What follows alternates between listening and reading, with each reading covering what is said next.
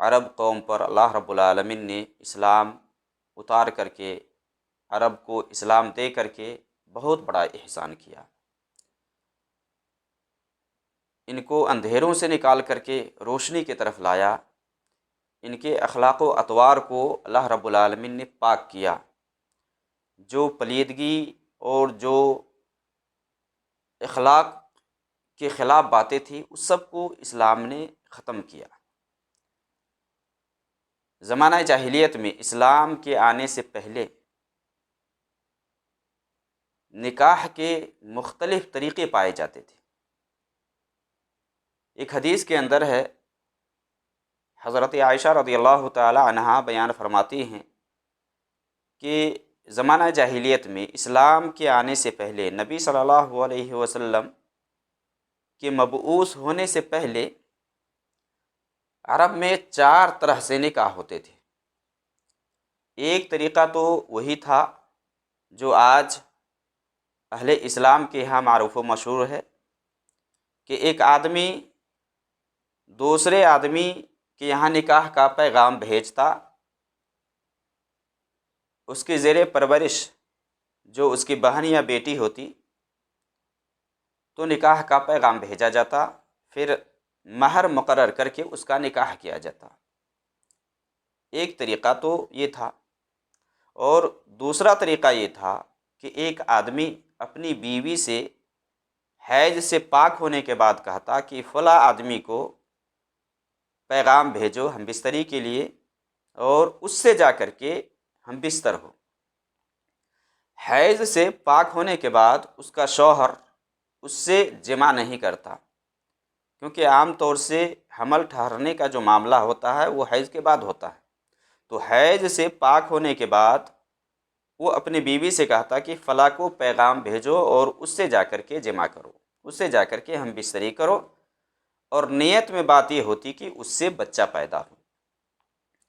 یہ عورت پیغام بھیجتی اور اس مرد کے ساتھ جا کر کے یہ ہم بستر ہوتی، اور اس بیچ میں اس کا جو اپنا شوہر ہوتا وہ ہم بستری نہیں کرتا۔ جب یہ عورت، اس کی بیوی، دوسرے مرد سے حمل سے ہو جاتی، بچہ جب پیٹ میں ٹھہر جاتا اور جب حمل ظاہر ہو جاتا، تو اس کا جو اپنا شوہر ہوتا وہ چاہتا تو اسے ہم بستری کرتا۔ نیت یہ ہوتی کہ یہ بچہ بہادر، ذہین، اسی حساب سے پیدا ہو جس حساب سے وہ مرد ہے، اس لیے اپنی بیوی کو دوسرے مرد سے ہم بستری کرنے کو کہا جاتا یا آدمی کہتا۔ اور ایک تیسرا طریقہ تھا نکاح کا، اور یہ جو نکاح ہے اس نکاح کو نکاح استبداع کہا جاتا ہے۔ اور ایک تیسرا طریقہ تھا وہ یہ کہ ایک عورت کے پاس 10 سے کم لوگ آتے، اس سے ملتے، اس سے ہم بستری کرتے، 10 سے کم، 10 سے زیادہ نہیں۔ پھر یہ عورت حمل سے ہو جاتی، حمل سے ہونے کے بعد جب یہ بچہ جنتی اور بچہ جننے کے چند راتیں گزر جاتی، تو یہ عورت ان سارے مردوں کو بلاتی، اور بلا کر کے،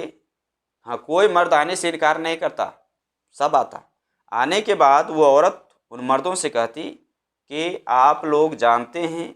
کہ ہمارے درمیان میں جو کچھ معاملہ تھا اور جو کچھ ہوا ہے وہ پتہ ہے۔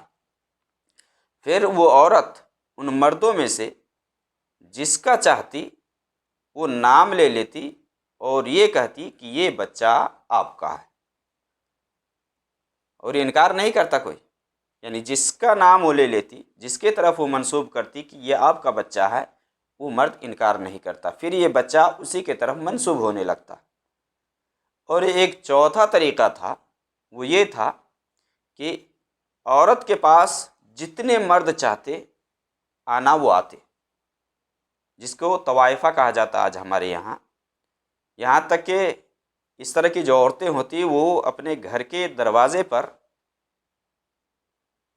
جھنڈا وغیرہ لگا کر کے رکھتی نشانی کے طور پر، اور جو آئے جس وقت آئے کسی کو منع نہیں کرتی، جس کو آنا ہوتا وہ آتا اس عورت سے ہم بستری کرتا۔ جب بچہ پیدا ہوتا، بچہ پیدا ہونے کے بعد ان لوگوں کو بلایا جاتا، یعنی جتنے بھی لوگ ہوتے جو جان پہچان کے ادھر علاقے میں آس پاس میں بلایا جاتا، اور پھر وہ لوگ ایک قیافہ شناس کو بلاتے۔ قیافہ شناس کہ جو اندازہ لگا کر کے دیکھ کر کے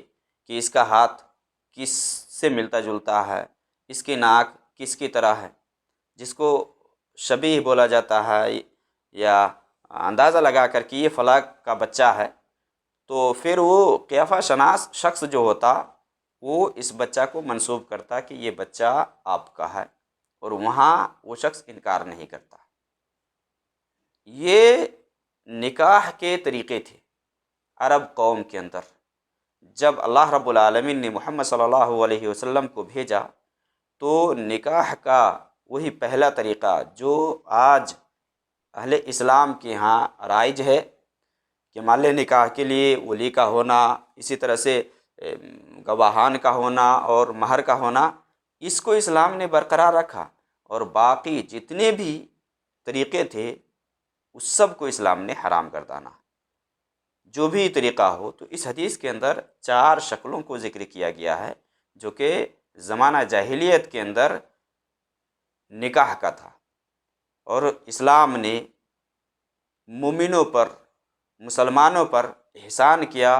اور اس غلاظت اور گندگی کو معاشرے سے دور کیا تاکہ نسل خلط ملط نہ ہو، اور مشروع طریقے سے، جائز طریقے سے نکاح ہو، اور پھر اسی کے حساب سے نسل آگے بڑھے۔